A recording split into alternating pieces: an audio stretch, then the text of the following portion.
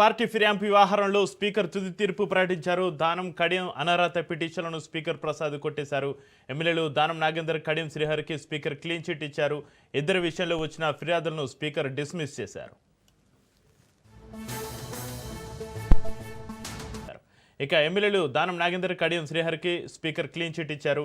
ఇద్దరు విషయంలో వచ్చిన ఫిర్యాదులను స్పీకర్ డిస్మిస్ చేశారు. ఇక ఇదే అంశానికి సంబంధించి మరింత సమాచారాన్ని మా ప్రతినిధి సునీల్ ఫోన్లైన్ అందిస్తారు. సునీల్, పార్టీ ఫిర్యాదు వ్యవహారంలో స్పీకర్ తుది తీర్పు సంబంధించి మీ దగ్గర ఉన్న అప్డేట్స్ ఏంటి? దానం నాగేందర్, ఖైరతాబాద్ ఎమ్మెల్యే దానం నాగేందర్ కు, మరోవైపు స్టేషన్ కన్పూర్ ఎమ్మెల్యే కడియం శ్రీహరికి స్పీకర్ ట్రిబ్యునల్ చైర్మన్ హోదాలో క్లీన్ చిట్ ఇవ్వడం జరిగింది. అయితే వీరిద్దరిపై కూడా ఎమ్మెల్యేలు అనర్హత ఆరోపణలు ఎదుర్కొన్నారు. వీరితో పాటు గతంలో 8 మంది, మొత్తం 10 మందికి కూడా స్పీకర్ క్లీన్ చిట్ ఇవ్వడం జరిగింది. 10 మంది ఎమ్మెల్యేలు బీఆర్ఎస్ నుంచి గెలిచి బీఫామ్ తో గెలిచిన తర్వాత కాంగ్రెస్ పార్టీలోకి వెళ్లారంటూ కూడా పెద్ద ఎత్తున ఈ 10 మంది ఎమ్మెల్యేలపై కూడా అనేక పిటిషన్లు ఇప్పటికే స్పీకర్ దగ్గర రావడం ఉంది.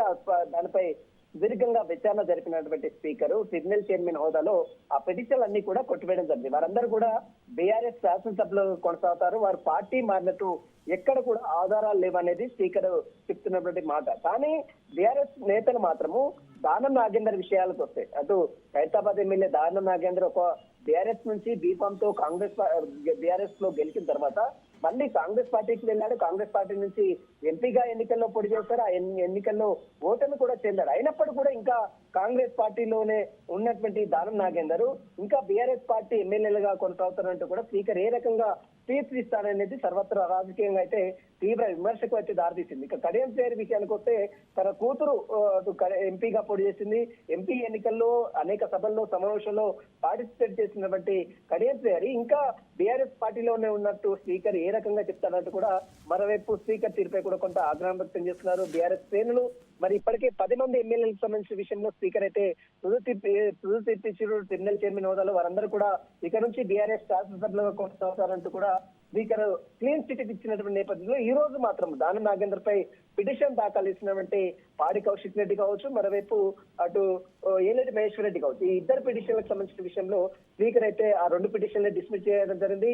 ఏలేటి మహేశ్వర్ రెడ్డి అతను ఎంపీ తర్వాత పిటిషన్ దాఖలు చేశారు కాబట్టి దానికి సంబంధించినటువంటి ఆర్డర్ కాపీ వచ్చిన తర్వాత అందులో ఎలాంటి అంశాలు పొందుపరిచారు స్పీకర్ అనేది కూడా ఒక పూర్తి క్లారిటీ కూడా వచ్చే అవకాశం. దీంతో పాటు స్టేషన్ కన్పూర్ ఎమ్మెల్యే కడియం శ్రీహరి విషయానికి వస్తే అతని విషయంపై ఇప్పటికే పిటిషన్ దాఖలు చేసినటువంటి వివేకానంద గౌడ్ సంబంధించినటువంటి పిటిషన్ కూడా కొట్టివేశారు కాబట్టి ఆ పిటిషన్ లో కూడా స్పీకర్ ఎలాంటి తీర్పు ఇచ్చారనేది మాత్రం మరి కాసేపట్లో క్లారిటీ కూడా వచ్చే అవకాశం ఉంది.